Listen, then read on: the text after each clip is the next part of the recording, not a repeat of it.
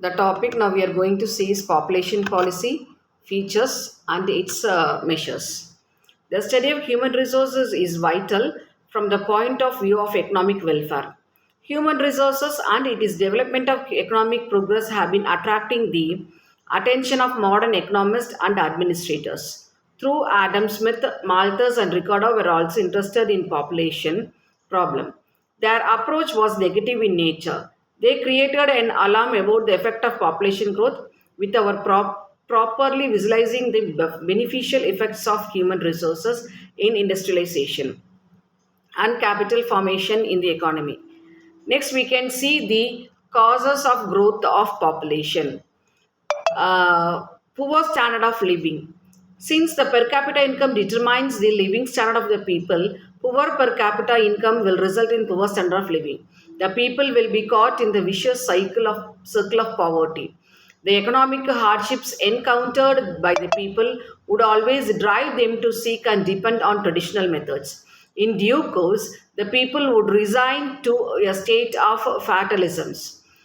Next point is reduce per capita income. The growth of population in underdeveloped and developing countries will retard the per capita income in many ways. It increases the pressure of population on land and reduces the productivity of land.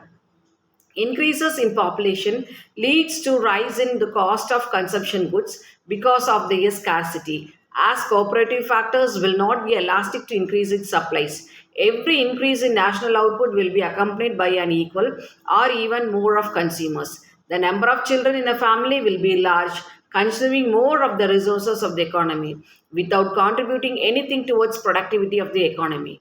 The next one is lack of agricultural development.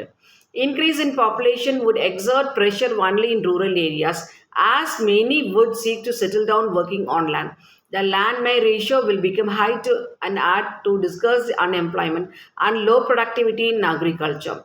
Low per capita income and poor productivity will result in poor savings and investments. Capital formation in agriculture cannot take place and there will be not be any agricultural development. Agricultural will be carried on at substance level as a way of living without any improvement or modernization. Mass unemployment. A rapid increase in population will result in mass unemployment and underemployment in the economy. With the increase in labor force, it may not be possible to expand job opportunities due to absence of complementary resources and effective manpower planning.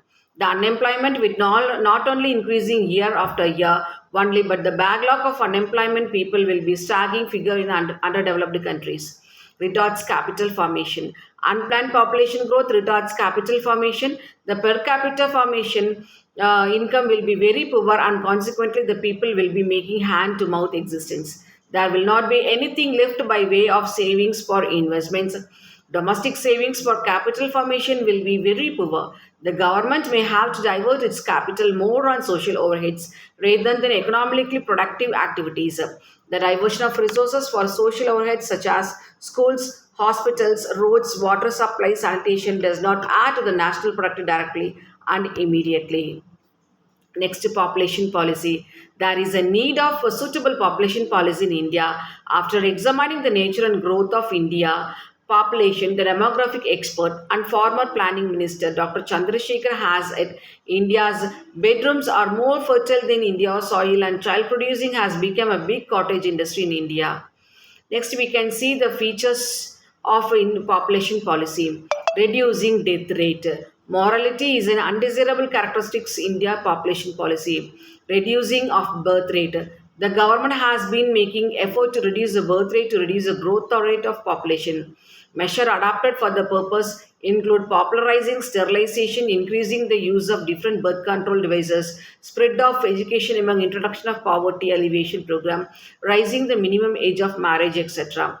Voluntary approach. The population policy adopted by our country is based on voluntary approach. No one is forced to adopt a family program measures. The policy aims at implementing family welfare measures with the help of voluntary cooperation of the people. Some of the measures taken by the government include emphasis on the nature of program, securing the cooperation of rural institutions and panchayat raj bodies. Wide approach. The population policy of India has adopted a wide and integrated approach for control of population growth. It includes various family welfare measures